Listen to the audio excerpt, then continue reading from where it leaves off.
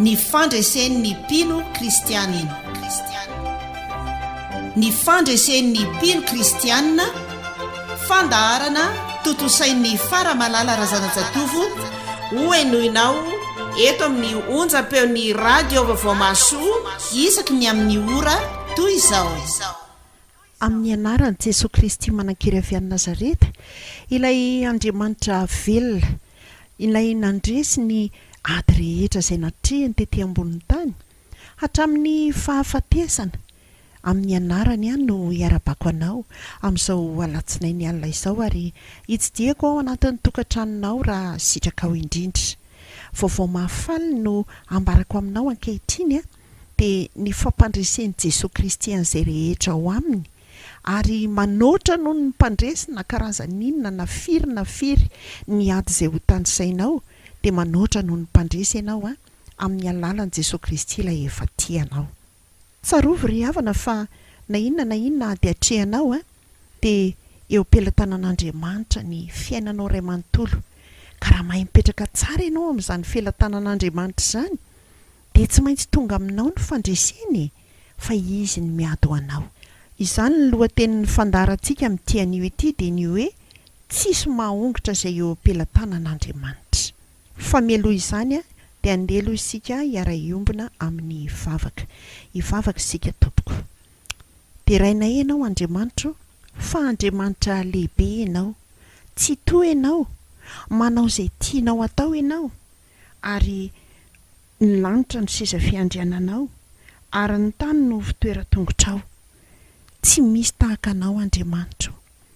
Ny Andriamanitra izao tontolo izao dia manambava tsy miteny, manantanana tsy mihetsika, manamaso akory tsy mijery, fa ianao dia Andriamanitra velona, manatsofina entin'ny miaino ianao izay hitalaonay aminao, manamaso mijery akaiky anay mandrakariva ianao, anatanteranao ny teninao hoe ny zanako sy ny asan'ny tanako dia aoka ho adidiko ihany. Ary ny tananao dia tsy fohy fa mahavonjy, misakambina anay mandrakariva, ary miasa ho an'izay rehetra efa nandray anao ho tompy sy ho mpamonjy ny fiainany. Tsy misy tahaka anao, fa tsara ianao sady mpanao ny tsara.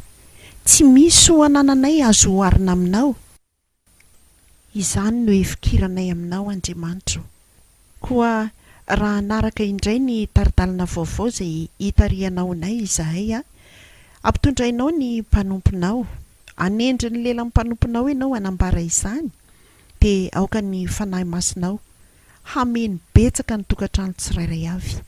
Tena hibahan'ny toerana tompo, ary tsy misy hirika azony devoly na azony satana hidirana izany, fa ho arovanao amin'ny alalan'izany fanahinao masina izany, mba azahoanay izay tianao ambara. Ahaizanay mifekitra, ahaizanay mitahiry, ahaizanay manatanteraka izay tianao ho ampitaina aminay. Dia amin'ny anaran'i Jesosy Kristy zanakao tomponay nangatahanay sy nanaovanay izany vavaka izany, misaotra tompo. Amen.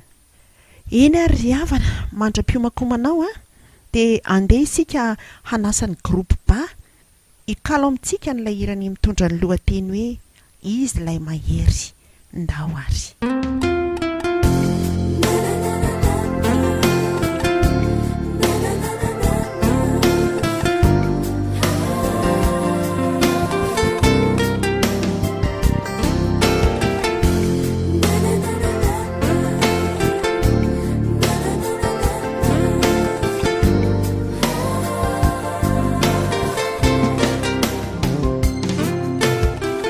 Tapinazany lalana vene varatra, tapinazany lalana vene atsimo, na dia manao izay ho afamiazany devoly Jesosy nay manokatra lalana vene ambony. Tapinazany lalana vene ndrefana, tapinazany lalana netsinanana, matoky izahay ka tsisy atahorana yakory Jesosy nay manokatra lalana fieny ambony.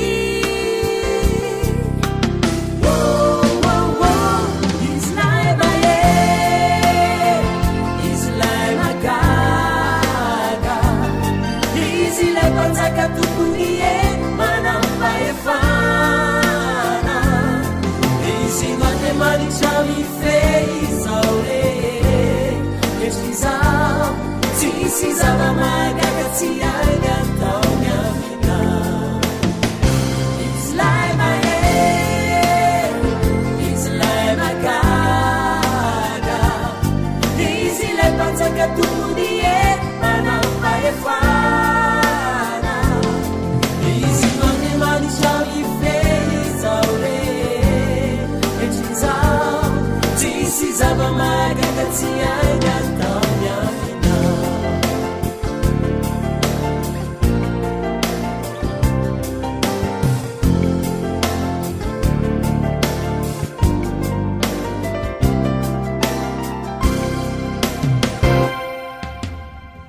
tapinazany lalana vene varatra natapinazany lalana vene tsimo na di manao zay ho afamiazany devoly jesosinay manokatra lalana veny ambony natapinazany lalana vene ndrefana natapinazany lalana vetsinanana matoky izay ka tsisy atahorana yakory jesosinay manokatra lalana veny ambony izy lay mahery izy lay magaga izy lay mpanjaka tompony e manampahefana izy mandemanitra mifezao re etrizao tsisy zava-magagatsy ainy ataony amina izy lay mahery izy lay magaga izy lay mpanjaka tompony e manampahefana izy mandemanitra mifezao re etrizao tsisy zava-magagatsy ainy ataony amina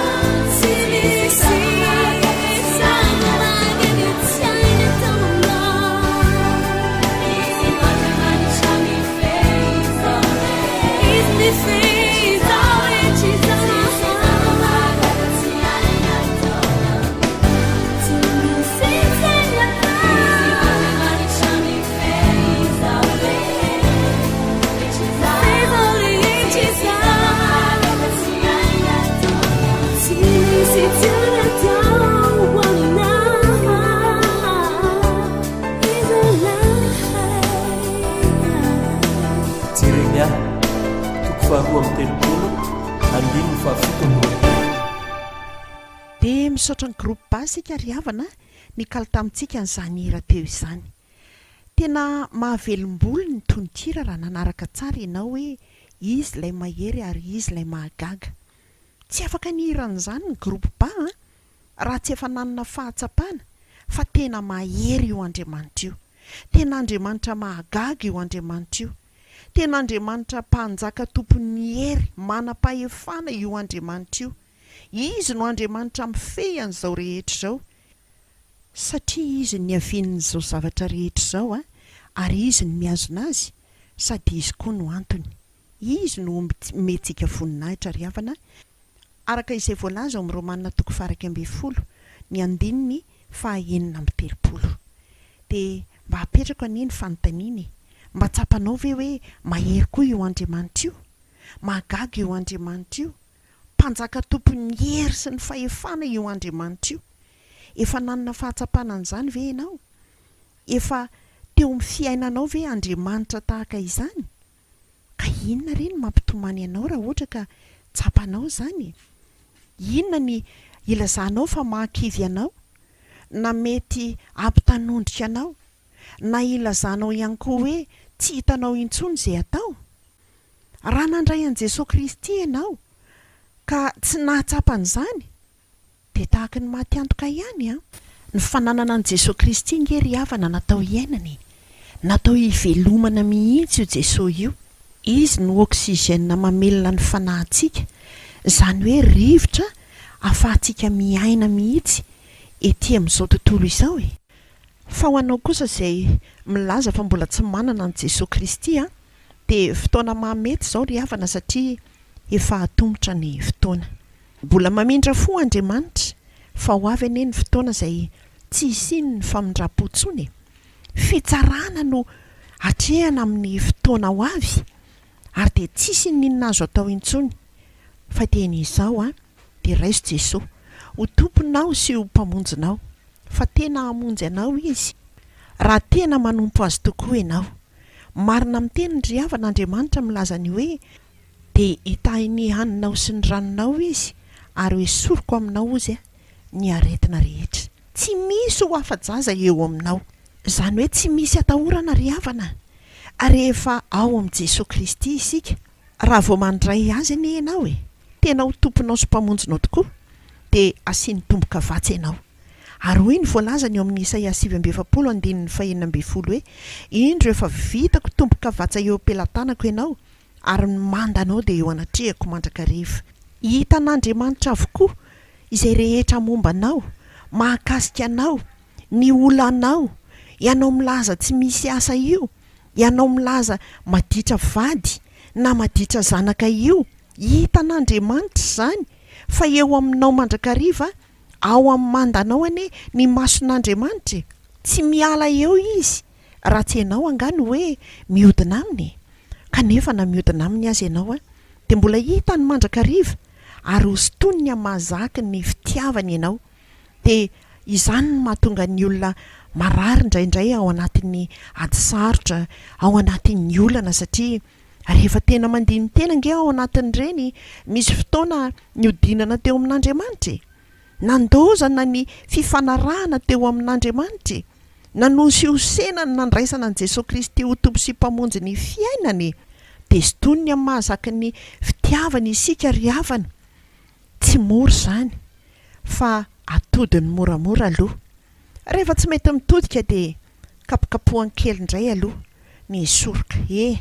Mitodika ety amiko, fa raha mitodika ety amiko ange ianao ka ho velona, ho sitrany, ho afaka. Fa raha ny zanaka no hanafaka anareo dia ho afaka tokoa ange ianareo araka izay voasoratra ny Jaonina 4:9-30. Raha mbola miseho mafiatoka, tsy mitodika ihany, manao izay tiana atao, variana amin'ny filan'izao tontolo izao, dia iny izy ampiny mafimafy kely indray ilay kapoka, ampiny mafimafy hatrany, satria tsy misy tian'Andriamanitra ho very sika ry havana na dia iray azy. Ary io mahamafiatoka ny olona amin'izao fotoana izao io ange ny tena nandefasan'Andriamanitra an'i Jesosy Kristy. Tsisy marina mantsy na dia iray aza. Ary dia hoy Andriamanitra any amin'ny Jaonina 4:5 hoe toy izao ny tiavan'Andriamanitra n'izao tontolo izao, nomeny ny zanan'ilay tokana mba tsy misy ho very na dia iray aza. Ka izay rehetra mandray azy dia efa eo ampelantanany, ary rehefa eo ampelantanany dia tsisy mahongotra an'izany. Aiza ianao amin'izao fotoana izao? Eo ampelantanan'Andriamanitra sa eo ampelantanan'ny olanao? Fa raha mbola ianao ihany anie no mikiry biby hamahan'ny olanao, hitady hevitra etsy sy eroa, dia ho reraka ange ianao ho vizana ambony ihany ange ianao Jesosy le efa niteny Matthieu 1:20 haitsika tsy anjery loatra hoe makanisa ty amiko ianareo rehetra izay miasa fatratra sy mavesatra entana fa izaho no hanome anareo ny fitsarana. Fa misy nge ny miteny hoe zahay efa mivavaka foana fa nefa ny mivavaka iny mbola misahana ihany ny asan'Andriamanitra. Angahy ianao mahery no Andriamanitra, tsarovy ry havana, fa raha mbola nikajinao, mihetsika ataonao, izany no mandeha alohan'Andriamanitra eo amin'ny izay heverinao fa mety hamahana ny olanao, dia mitsahatra nge Andriamanitra, mangina mihitsy izy. Fa raha amenao sehatra Andriamanitra ao anatin'ny olana sy mianjady aminao, na dia eo aza ny fahoriana rehetra izay mankarary ny fonao, olana eo anatin'ny tokantranonao, kanefa omenao an'Andriamanitra izany rehetra izany, dia izy ny miasa, izy ny miado anao, araka ny teniny hoe ianao mangina fa izy ny miado anao, ao amin'ny Exodus 7:12 haitsika loatra izany. Dia ianao kosa ampandriny eo amin'ny ahi-maitso, mitondra anao eo amoron'ny rano fialan-tsasatra izy, mamelombelona ny fanahinao izy, ilay fanahinao izay mitady ho reraka teo iny, velominy ry havana. Ka na dia mandeha mamaky ny lohasaloky ny fahafatesana azy ianao, dia ho afatahotra ianao amin'ny tsorakazony sy ny tehiny rehetra.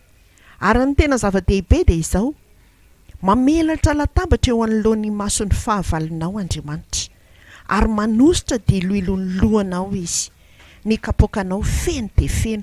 Izany nge ny tombontsoa eo amin'Andriamanitra rehefa ohatra ka mahay mipetraka tsara eo am-pelatanan'Andriamanitra. Ninona karazana olana misy eo aminao tsy mahongotra anao eo am-pelatanan'Andriamanitra izany. Rehefa mahatoky an'Andriamanitra ianao, rehefa miaika ianao, fa vitan'Andriamanitra io olanao io. Fa mihetsika ny Andriamanitra io ho an'ny olona izay matoky azy, ho an'ny olona izay mino azy indrindra, ho an'ny olona izay mahay mangina eo anoloan'ny ady hatrehana, satria fa manome toky izy fa izy no andray miadinao. Izao ny voalazany eo amin'ny Isaia 7:5-20 hoe izaho no iady amin'izay miady aminao. Ary rehefa mandray ny ady Andriamanitra dia tsy maintsy mandresy ny mpino kristianina izay miaina ao anatin'izany fahaiza mipetraka eo am-pelatanan'Andriamanitra izany. Dia aoka re tsy hihetsiketsika eo fa Andriamanitra nge avy petraka ary eo am-pelatanana izany dia nasandrano amin'ny avo ane ianao ka raha eny amin'ny avo eny ianao no mitsikilokilo avy sy havanana, izany hoe mbola miherikerika ihany amin'ilay olanao, dia antsana ane no ivariananao rehefa avy eo antsany faharesenany, fa ny ao aminy kosa dia tsy maintsy mandresy. Jerenao tsara nge raha ao anatin'ny tokantranonao ao zao ianao, dia andeha nge heverina hoe misy orana ny ivelany ihany dia ianao ve dia ho lena ny orana nefa ianao ao anaty trano? Tsy lena mihitsy ianao satria voarin'ny tafitrano, voarin'ny rindrina efatra, fa mivoa ao ane ianao fa ho hitanao fa ho lena ianao. Tahaka izany ny ohatra izay tiako omenanao amin'ny fipetrahana eo am-pelatanan'Andriamanitra. Izany hoe raha miala eo amin'Andriamanitra ianao dia tsy maintsy ho lena ny olana ianao, tsy maintsy ho kotsan'ny ady sarotra ianao, fa aza mialaala ao aza mihetsiketsika eo amin'Andriamanitra.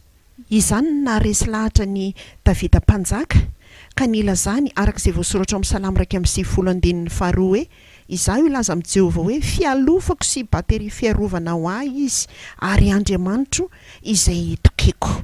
Ary rehefa fantatr'Andriamanitra izany toe-pony Davida izany dia namaly Andriamanitra ka niteny hoe tsy atahotra ny ororo noho ny alina ianao, na ny zana-tsipika manidina noho ny andro, na ny arety mandringana mandeha amin'ny maizina, na ny fandringanana mandripaka amin'ny mitatao vovonana, na dia isy arivo lavo eo anilanao sy iray alina eo ankavananao, dia tsy hiatra aminao izany. Hijery maso fotsiny ianao ka ho hitanao ny amaliana ny ratsy fanahy. Fantatr'Andriamanitra fa tena fialofan'i Davida mihitsy io Andriamanitra io, tena ampifantarin'Andriamanitra azy hoe satria ianao ny teny hoe izany fialofanao, izany no hitokianao, dia arak'izay voavaky teo no tokony men'Andriamanitra azy. Dia ianao koa rehefa eo amin'Andriamanitra ianao, averiko ny lohatenin'ny fandarantsika hoe tsy misy mahongotra izay eo am-pelatanan'Andriamanitra. Efa vita tomboka vatsa eo am-pelatanana ianao, araka ny Isaia 7:20 izay nivakitsika teo, ary manome toky Andriamanitra araka ny Salamy 119:1 hoe mipetraha eo amin'ny tanako ankavanana ambaram-panaoko ny fahavalonao fitoera tongotrao. Natao fitoera tongotrao anie ny fahavalonao e, ny olanao e, izay mahakasika anao ka manahirana anao rehetra e. Fa ny zava-misy ry havana amin'izao fotoana izao lay mpino kristianina indray ny lasa fitoera tongotry ny olana, lasa fitoera tongotry ny fahavalo. Dia izany anie ny mamparary antsika mpino kristianina io e, ary efa tratry ny olana e, satria tsy fantatra izay toerana tokony hipetrahana marina. Aiza ho aiza, tsy manaiky mihitsy tahaka ny olona mandeha fiara. Ianao tsy manana fahazahoan-dalana mitondra fiara akory, fa maika midizy eo alehanao ianao, dia ianao indray no mibaikobaiko an'ilay mpamily hoe eo ataovy première ny vitesinao eo aingana ianao, eo avereno kely deuxième mandray ny vitesinao eo. Matoa ny mpamily nahazo fahazahoan-dalana dia hainy ny ataony amin'ny lalana rehetra izay alehany. Fa mandrakariva ny olona tsy manana an'io taratasy fahazahoan-dalana io no tena tia mibaiko. Jereo tsara fa misy lavaka io aloha io, iny misy olona manapaka sy ny sisa etsetreetsetra. Hitan'ny mpamily ange zany, fantany zany. Raha toa ka mpamily tsy mieritreritra fa tena mibanjina tsara ny lalana izay andehanany, dia hitany avokoa ireny rehetra ireny. Fa tahaka izany ny mpino kristianina maro amin'izao fotoana izao, tsy miaina loatra n'ilay mahazanak'Andriamanitra azy, tsy miaina n'izany hoe fipetrahana eo am-pelatanan'Andriamanitra izany. Hany ka te hibaiko an'Andriamanitra hoe mba ataovy mahazo vady ary ry Andriamanitra amin'ity taona ity e, mba ataovy ho vadiko ry raha nindry e, sitrano eto ambonin'ity farafara ity e, mba ataovy endry amin'izay ry iny vadiko iny Andriamanitra. Ianao indray ny lasa mibaiko an'Andriamanitra, nefa Andriamanitra manana ny fotoanany hanafahana anazy ireny.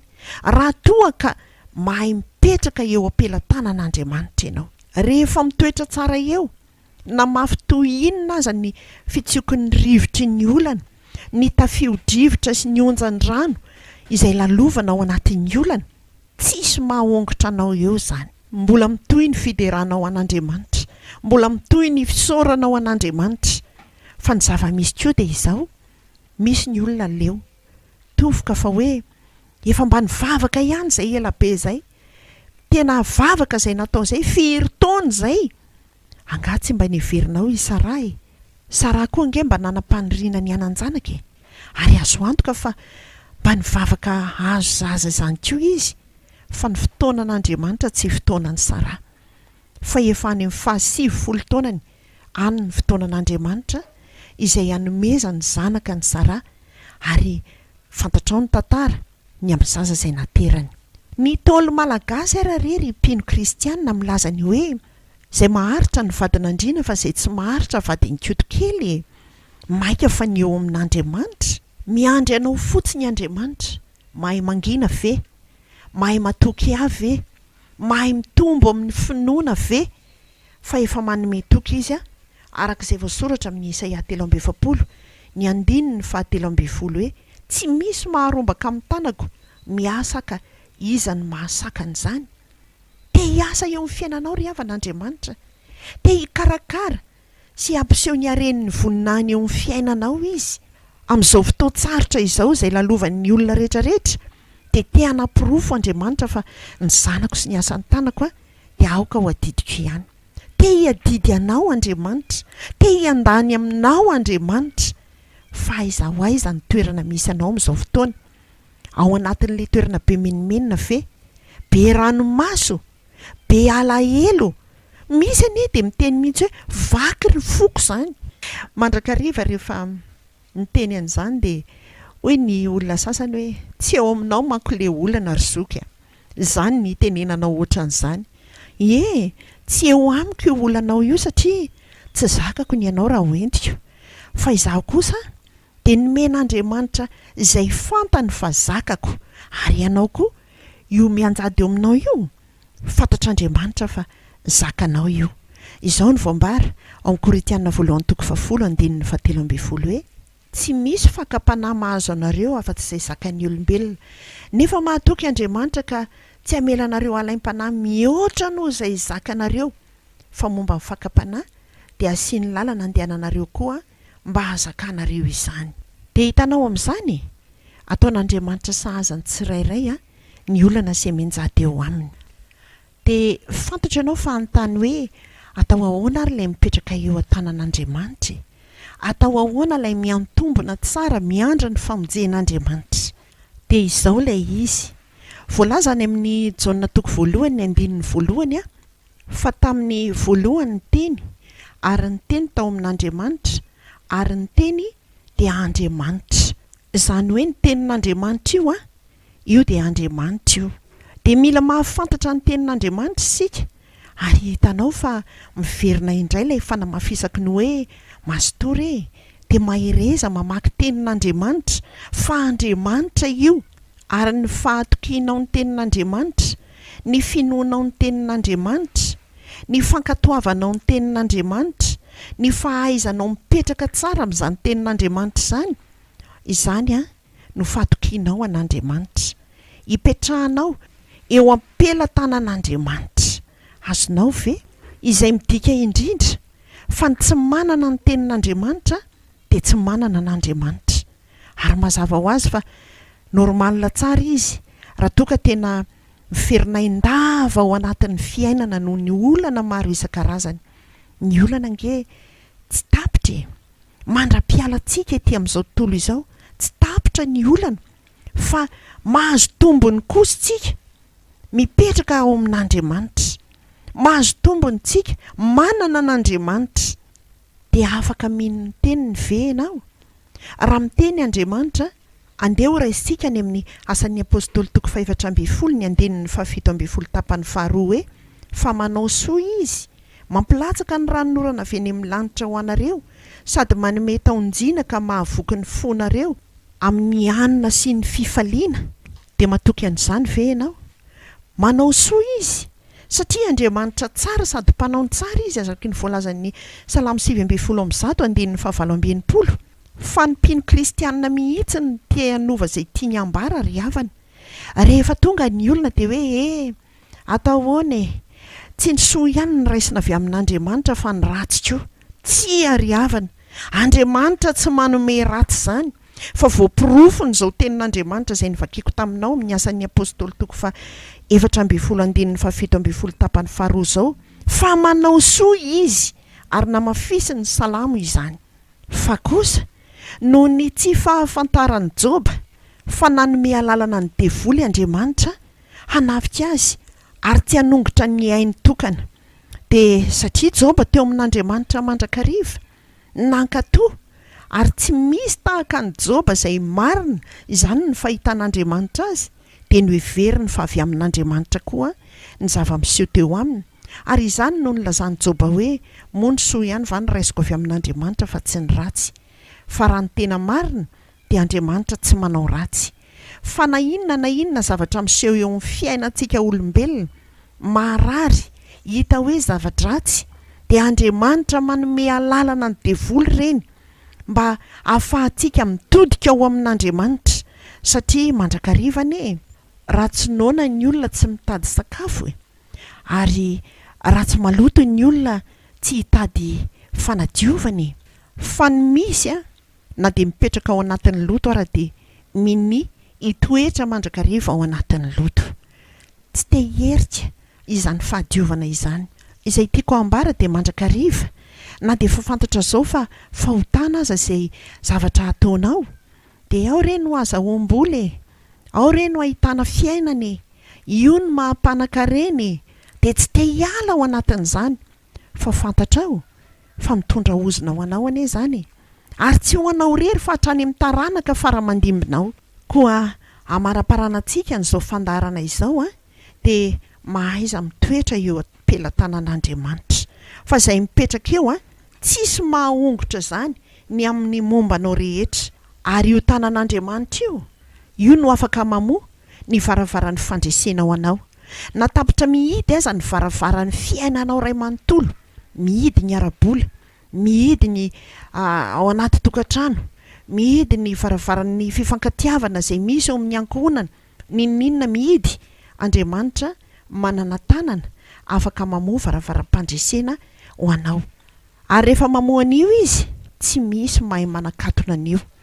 Ary Andriamanitra rehefa manakatona varavarana anankiray indray, satria tsy ahasoa anao izany, dia tsy misy afaka mamoha an'io.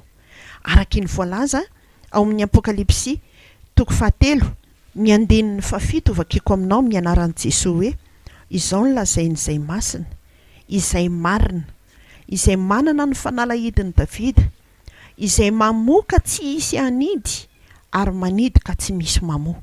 Izany ny voalaza. Satria nahoana? Satria azy ny fanjakana, azy ny fahefana, azy ny hery an'Andriamanitra. Ka iza no atohitra an'Andriamanitra? Tsisy mahatohitra azy ry havana. Koa andeha isika hitoetra tsara eo amin'Andriamanitra. Ho azy irery anie ny voninahitra hivavaka isika. Misaotra anao izay Andriamanitra, fa Andriamanitra tsara sady mpanao ny tsara ianao. Andriamanitra be fitiavana ianao, ary niporifohinao izany fitiavana izany. Niporifohinao ny teninao milaza ny fitiavanao hoe fitiavana mandrakizay no nitiavako anao, ka izany nampaharetako ny famindrapoko aminao. Mbola nomenao fotoana famindrapo zahay, andrenesanay izany taridalana izany, mba hahaizanay mitoetra tsara eo aminao, fa tsy misy mahatsara anay afa-tsy ny eo aminao ihany Andriamanitra. Misaotra indrindra ny amin'izany fitantananay ianao izany, ary dia hamindra fo amin'ny tsirairay avy anie ianao ary andrakotra izany famindraponao izany aminay tsirairay avy. Ampandresy izay rehetra mitoetra ao aminao ianao, fantatrao izany, fa ataovy manam-paharetana kosa ny tsirairay avy eo amin'ny fiandrasana ny valimbavaka avy aminao, eo am-piandrasana ny fandresena avy aminao, satria marina amin'ny teninao ianao, fa manana varavarana ho sokafana ho anay tsirairay avy ianao, ary tsisy maharindra izany varavarana izany. Misaotra betsaka indrindra Tompo. Apetraka eo am-pelantananao ny mpiain'ny radio vaovao masoa, ny mpanaraka ny fandaharana ny fandresen'ny mpino kristianina, tena hanam-pandresena mandritry ny ady sarotra izay ho lalovana. Ary dia ho tanterahanao ny teninao, fa ho ataonao miavaka ny fitahiana omenao ny mpanomponao sy ny tsy manompo anao. Misaotra betsaka indrindra Jesosy amin'ny anaranao nanaovanay izany vavaka izany, ary ny tera sy ny voninahitra dia atolotra mandrakariva ho anao Andriamanitra. Amen. Indro ry havana ameko anao ny larana finday raha misy tianao izay ifandraisana dia 034 11 293 24. Mahereza tsara, aza metsiketsika eo amin'Andriamanitra moa e. Zany velome. Noenoinao teo ny fandaharana ny fandresen'ny mpino kristianina. Ny fandresen'ny mpino kristianina natolotry Faramalala Razanajatovo teto amin'ny onjam-peon'ny radio vaovao masoa.